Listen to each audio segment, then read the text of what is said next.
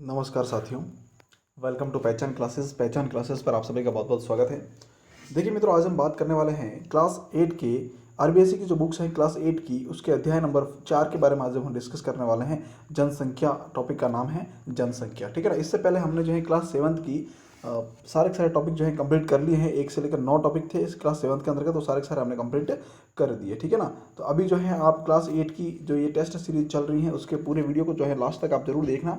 और काफ़ी important question है इस वीडियो के अंतर्गत क्लास 8 के टॉपिक नंबर 4 से, ठीक है ना। जनसंख्या नाम से टॉपिक है, तो इस टॉपिक में जितने भी इंपॉर्टेंट क्वेश्चन बन रहे हैं वो सारे के सारे हमने इस वीडियो में शामिल कर लिए, ठीक है ना। और एक चीज़ का ध्यान रखिए कि राजस्थान का चाहे कोई भी एग्जाम हो, इन बुक्स से अंतर्गत से क्वेश्चन जो है 100% आता है, ठीक है। तो हम 6 से लेकर 12 तक जो है पूरी की पूरी इसकी टेस्ट सीरीज कंप्लीट करेंगे इस चैनल के माध्यम से। तो आप चैनल पर बने रहिएगा और पूरा वीडियो जो है लास्ट तक जरूर देखिएगा, ठीक है। फटाफट एक बार जो है शेयर कर लीजिए वीडियो को, फिर हम शुरू करते हैं आज की क्लास।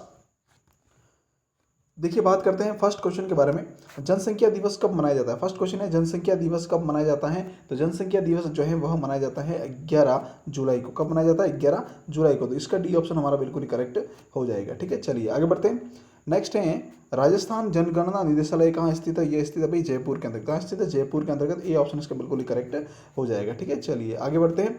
नेक्स्ट है भारत में जनगणना का कार्य शुरू किया गया था। देखिए, भारत के अंतर्गत सबसे पहले जनगणना जो है कब की गई थी, मतलब ये जनगणना करने का जो कार्य था उसकी शुरुआत कब हुई थी? तो उसकी शुरुआत जो है यहाँ पूछ रहे कि शुरू कब हुआ था, तो शुरू हुई थी 1872 के अंतर्गत। कब हुई थी?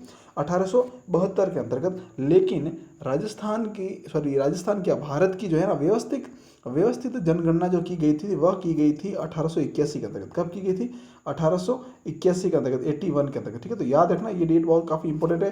क्वेश्चन ऐसा भी बन सकता है कि भारत में जनगणना का कार्य कब शुरू हुआ था, तो वह शुरू कब हुआ था? 1872 के अंतर्गत, ठीक है। और व्यवस्थित जनगणना के बारे में पूछे कि भाई व्यवस्थित क्रमबद्ध जनगणना जो है कब से प्रारंभ हुई थी, तो वह हुई थी 1881 से 81, ठीक है ना, 1881 के अंतर्गत, ठीक है। तो याद रखना ये काफ़ी इंपॉर्टेंट क्वेश्चन है, कन्फ्यूजन करने वाला क्वेश्चन है। इसको आप जो है दिमाग में फिट कर लेना पूरी तरीके से कि 1872 के अंतर्गत जो है कार्य शुरू हुआ था, लेकिन व्यवस्थित तरीके से जनगणना हुई थी वह हुई थी भाई 1881 से प्रारंभ, ठीक है ना। और फिर उसके बाद में जो है पर 10 ईयर के अंतर्गत जो है ना, ठीक है ना, कितने 10 ईयर के अंतर्गत जो है ये जनगणना की जाती है, ठीक है। चलिए आगे बढ़ते हैं।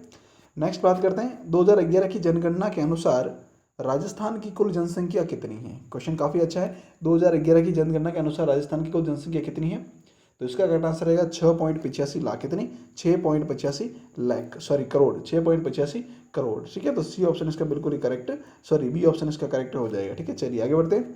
नेक्स्ट है राजस्थान में भारत की कुल जनसंख्या का कितना प्रतिशत भाग पाया जाता है? देखिए, भारत की जो कुल जनसंख्या है उसका राजस्थान में कितना प्रतिशत भाग है, या राजस्थान की जनसंख्या जो है वो भारत के कितने प्रतिशत भाग पर है, ठीक है ना। तो कितना भाग है उसका जनसंख्या का राजस्थान के अंतर्गत भारत का? तो क्या आंसर रहेगा? 5.9%। कितना भाई?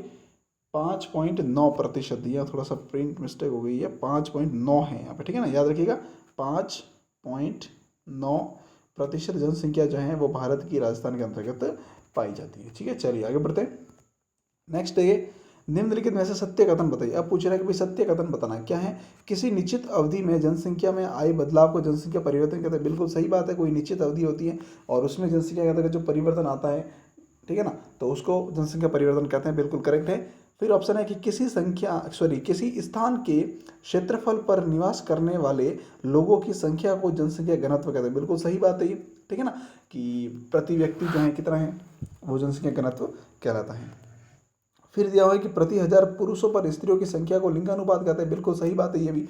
तो उपयुक्त सभी डी ऑप्शन जो है हमारा कंप्लीट क्लियर हो जाएगा, ठीक है। डी ऑप्शन इसका बिल्कुल करेक्ट है कि तीनों ऑप्शन जो है बिल्कुल ही सही दिए हुए हैं, ठीक है। चलिए आगे बढ़ते हैं। नेक्स्ट दिया हुआ है राज्य की जनसंख्या में वृद्धि दर सन 2011 में कितनी प्रतिशत पाई गई? देखो, 2011 की जनगणना हुई थी, उसके दौरान 2011 की जनगणना में राजस्थान के अंतर्गत जनसंख्या वृद्धि दर जो है वो कितनी पाई गई? तो इसका करेक्ट आंसर रहेगा 21.31%। कितनी? 21.31%, यानी कि बी ऑप्शन इसका बिल्कुल ही करेक्ट हो जाएगा, ठीक है। चलिए अगला देखते हैं। नेक्स्ट है जनगणना 2011 के अनुसार किस जिले में जनसंख्या वृद्धि दर सर्वाधिक 32.5% रही? बिल्कुल काफ़ी अच्छा क्वेश्चन है, याद रखना इसे कि जनगणना 2011 के अनुसार राजस्थान के कौन से जिले में जनसंख्या वृद्धि दर सर्वाधिक रही, और सर्वाधिक कितनी? 32.5%। कितनी? 32.5% रही। कौन से जिले के अंतर्गत रही राजस्थान के? तो यह रही है भाई बाड़मेर के अंतर्गत। कहाँ पर? बाड़मेर के अंतर्गत। तो बी ऑप्शन इसका हमारा बिल्कुल ही सही हो जाएगा। ठीक है, चलिए आगे बढ़ते हैं। नेक्स्ट है जनगणना 2011 के अनुसार गंगानगर जिले में सबसे कम जनसंख्या वृद्धि दर रही है और कितनी रही है? देखो बिल्कुल काफ़ी अच्छा क्वेश्चन है। जनगणना 2011 के अनुसार गंगानगर जिले के अंतर्गत सबसे कम जनसंख्या वृद्धि दर रही है, तो यह कितनी रही है? तो वह रही है 10%। कितनी? 10%। तो बी ऑप्शन इसका हमारा सही हो जाएगा। ठीक है, चलिए आगे बढ़ते हैं। नेक्स्ट है जनसंख्या विषय है। जनसंख्या जो है वो कौन सी सूची का विषय है? संघ सूची, राज्य सूची या संवर्धित सूची या उपयुक्त में से कोई नहीं। तो इसका करेक्ट आंसर रहेगा संघ सूची का विषय। किसका? संघ सूची का विषय है। ए ऑप्शन इसका करेक्ट हो जाएगा, क्योंकि जनगणना का कार्य जो है वो भारत सरकार के द्वारा करवाया जाता है। फिर राजस्थान के अंतर्गत जो है जनसंख्या निदेशालय जयपुर के अंतर्गत स्थित है, जो कि भारत सरकार के निदेशालय जनगणना निदेशालय के अंदर कार्य करता है। ठीक है, तो संघ सूची का विषय है जनसंख्या। ये ऑप्शन करेक्ट होगा। अगला प्रश्न देखने से पहले देखो मित्रों, एक सूचना आपको दे दूं कि हमारे इस चैनल पर जो है रोज सुबह 8 बजे राजस्थान करंट अफेयर्स की क्लास मिलती है, तो इसे भी आप जरूर देखना, क्योंकि राजस्थान का चाहे कोई भी एग्जाम हो उसके अंतर्गत राजस्थान करंट अफेयर से संबंधित क्वेश्चन बनते हैं। ठीक है, चलिए आगे बढ़ते हैं। नेक्स्ट है जनसंख्या संविधान की किस अनुसूची में शामिल है? बिल्कुल, जनसंख्या को संविधान की कौन सी अनुसूची के अंतर्गत जगह दी गई है? क्या आंसर रहेगा इसका? तो इसका करेक्ट आंसर हो गया 7वीं अनुसूची। कौन सी भाई? 7वीं अनुसूची के अंतर्गत इसको जगह दी गई है। तो बी ऑप्शन इसका करेक्ट हो जाएगा। मित्रों याद रखना, ये क्वेश्चन काफ़ी इंपॉर्टेंट है, बहुत बार पूछा गया एग्जाम में। ठीक है, चलिए आगे बढ़ते हैं। नेक्स्ट है सन 2011 की जनगणना के अनुसार राजस्थान का जनसंख्या घनत्व कितना है? राजस्थान का जनसंख्या घनत्व कितना है? 200 व्यक्ति। कितना है भाई? 200 जनघनत्व है राजस्थान का। ठीक है, चलिए आगे बढ़ते हैं। ये ऑप्शन क्लियर हो गया। नेक्स्ट देखिएगा, जनगणना 2011 के अनुसार राजस्थान के किस जिले का जनसंख्या घनत्व सर्वाधिक 595 है? कितना? देखो 2011 की जनगणना के अनुसार राजस्थान का कौन सा जिला है जहां का जनसंख्या घनत्व कितना? 595 है। ठीक है, 595 है। तो कौन सा जिला है? वह है जयपुर। कौन सा जिला है? जयपुर जिला। सी ऑप्शन इसका बिल्कुल हमारा करेक्ट हो जाएगा। ठीक है, चलिए बढ़ते हैं आगे। नेक्स्ट दिया हुआ है जनगणना 2011 के अनुसार राजस्थान के किस जिले का जनसंख्या घनत्व सबसे कम है? कितना है? 17 व्यक्ति प्रति वर्ग किलोमीटर। कितना? 17 व्यक्ति प्रति वर्ग किलोमीटर, जो कि सबसे कम है। तो कहाँ का है ये? जैसलमेर का। कहाँ का है? जैसलमेर का। डी ऑप्शन इसका हमारा बिल्कुल करेक्ट रहेगा। ठीक है, चलिए आगे बढ़ते हैं। नेक्स्ट है राज्य की कुल जनसंख्या का कितना प्रतिशत भाग जयपुर जिले में रहता है? बिल्कुल, ये काफ़ी इंपॉर्टेंट क्वेश्चन, ये भी बहुत बार एग्जाम में पूछा गया है। इसे आप याद रखना कि राज्य का कितना प्रतिशत जनसंख्या का भाग जयपुर के अकेले में रहता है, तो वह लगभग 10%। कितना है? लगभग 10% है। बी ऑप्शन इसका बिल्कुल करेक्ट हो जाएगा। ठीक है, चलिए आगे बढ़ते हैं। नेक्स्ट है पश्चिमी मरुस्थलीय प्रदेश के लगभग 61% भूभाग पर कितने प्रतिशत जनसंख्या निवास करती है? देखिए मतलब याद रखना, राजस्थान का जो भौतिक प्रदेश है मरुस्थलीय प्रदेश, ठीक है ना, वहाँ पर भूभाग कितना है? तो भूभाग जो है वो 60% है। कितना? 60% भूभाग है। और जनसंख्या वहाँ पर कितनी निवास करती है? जनसंख्या निवास करती है 40%। कितनी?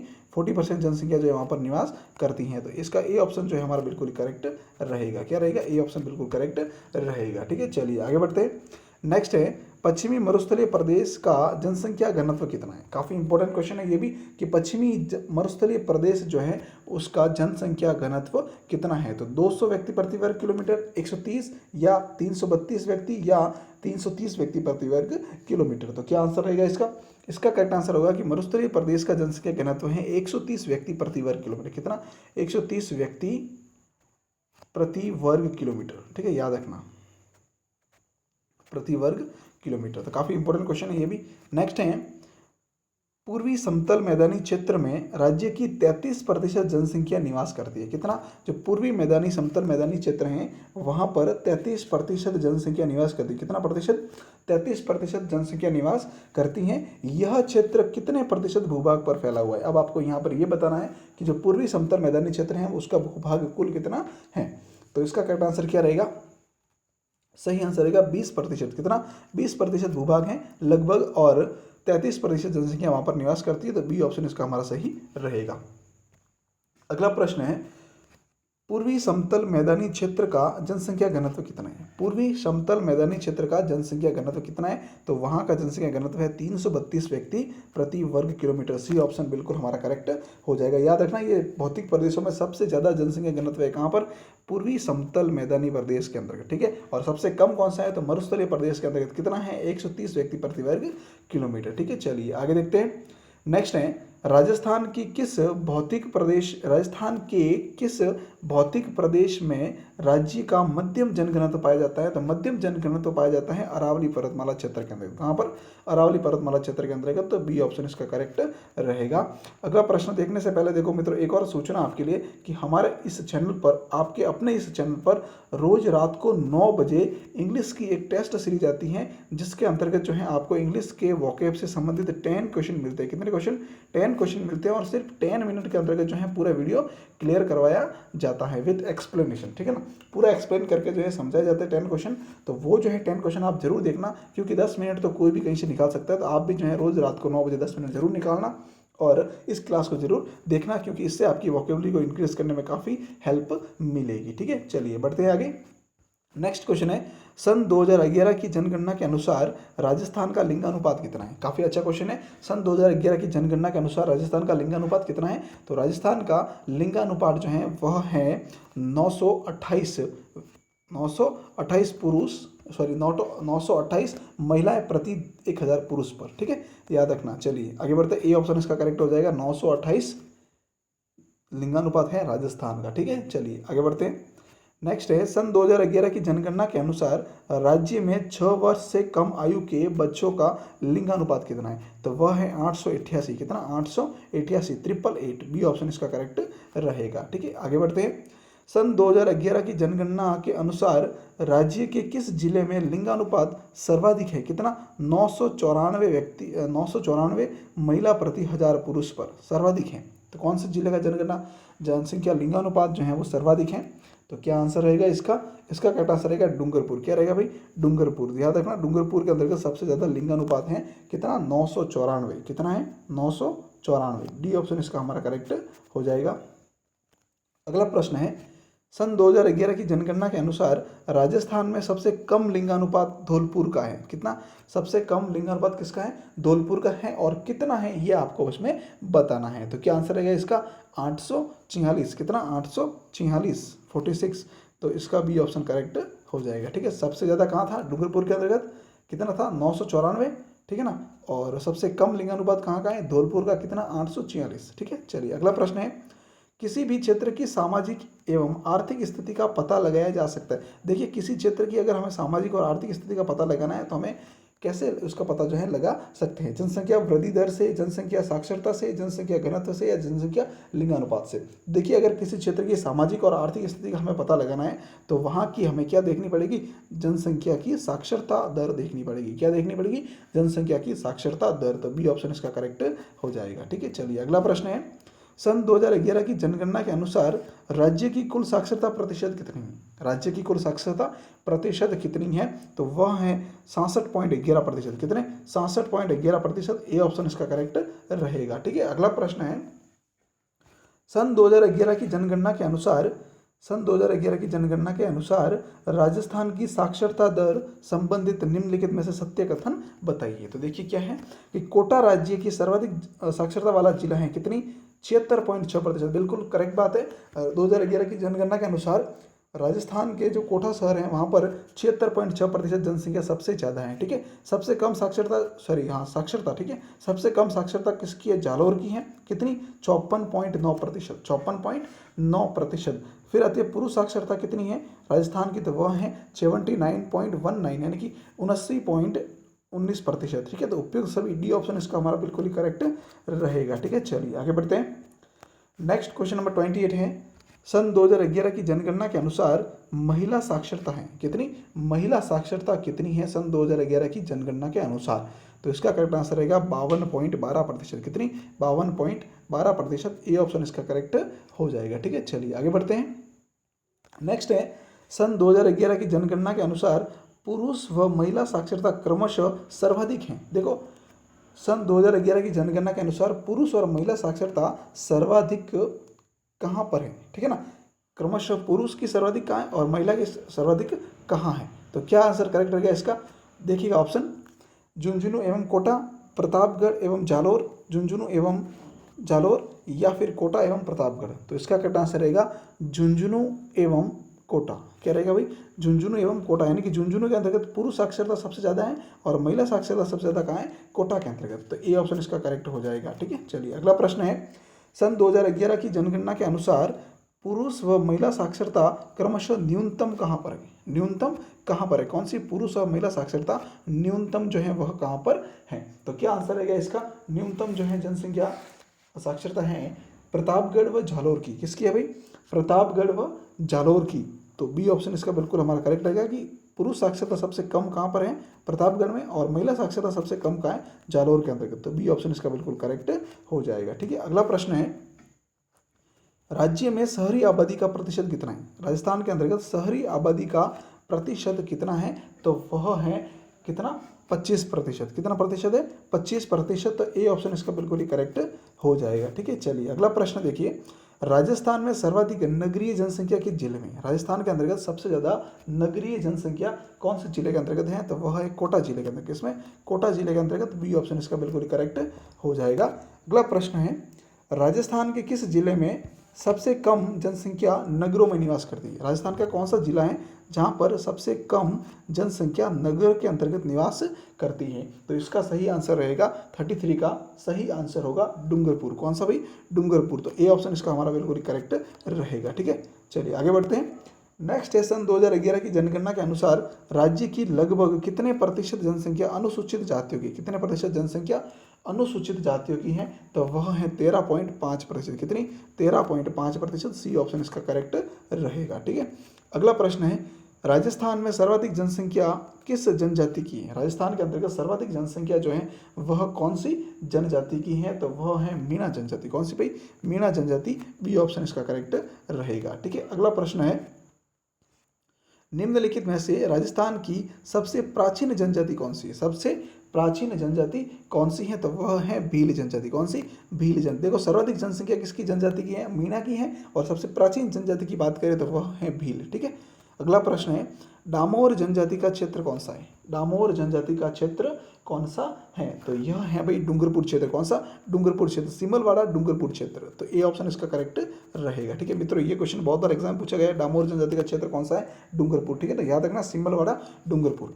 अगला प्रश्न है, कौन सी जनजाति मुख्यतः सिरोही जिले की आबू रोड और पिंडवाड़ा तहसीलों के अंतर्गत पाई जाती है। कौन सी जनजाति है जो सिरोही के आबू रोड और पिंडवाड़ा तहसीलों में पाई जाती हैं। तो क्या आंसर रहेगा 38 का, इसका आंसर रहेगा भाई गरासिया जनजाति। कौन सी जनजाति, गरासिया जनजाति जो है वहाँ पर यहाँ पर पाई जाती है। तो सी ऑप्शन इसका बिल्कुल करेक्ट हो जाएगा। ठीक है, फिर है 39 क्वेश्चन। 39 प्रश्न कह रहा है, सांसी जनजाति मुख्यतः पाई जाती है। सांसी जनजाति जो मुख्यतः कहाँ पर पाई जाती है, तो ये भरतपुर जिले के अंतर्गत पाई जाती है। तो बी ऑप्शन इसका बिल्कुल करेक्ट हो जाएगा। ठीक है, अगला प्रश्न है, राजस्थान की एकमात्र जनजाति जिसे भारत सरकार ने आदिम जनजाति समूह में शामिल किया, किसने, भारत सरकार ने आदिम जनजाति समूह में शामिल किया है, वह कौन सी जनजाति, तो वह है सहरिया जनजाति। कौन सी है, सहरिया जनजाति। ठीक है,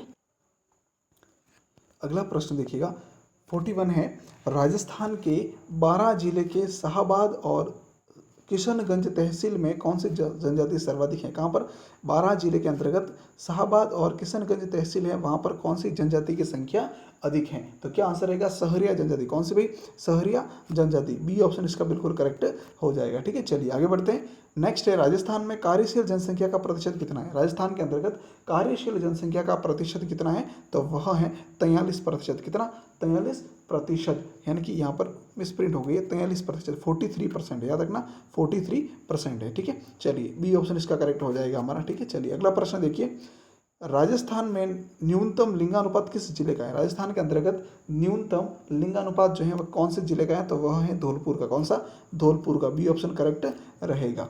अगला प्रश्न है, राजस्थान के किस भौगोलिक क्षेत्र में जनसंख्या घनत्व सबसे कम पाया जाता है। कौन से भौगोलिक क्षेत्र के अंतर्गत जनसंख्या घनत्व जो है वो सबसे कम पाया जाता है, तो मरुस्थलीय प्रदेश जो है वहाँ पर जनसंख्या घनत्व सबसे कम पाया जाता है। तो बी ऑप्शन इसका बिल्कुल हमारा करेक्ट हो जाएगा। ठीक है, चलिए देखिए मित्रों, इसी के साथ जो है हमारा आज का ये वीडियो पूरा कंप्लीट हो जाता है। और इस वीडियो की PDF प्राप्त करने के लिए टेलीग्राम चैनल का लिंक वीडियो के डिस्क्रिप्शन में दिया हुआ है, वहाँ जाकर आप चैनल को ज्वाइन कर लीजिएगा और वहाँ से फिर जो आप इसकी PDF भी प्राप्त कर सकते हैं। ठीक है, चलिए पूरा वीडियो देखने के लिए बहुत बहुत धन्यवाद। इस वीडियो को ज़्यादा से ज़्यादा शेयर कीजिए, कमेंट कीजिए, लाइक कीजिए और चैनल को अगर अब तक सब्सक्राइब नहीं किया है तो जल्दी सब्सक्राइब कर लीजिए और बेल आइकन को प्रेस कीजिए ताकि आपको जो है वीडियो की अपडेट मिलती रहे। Thank you so much.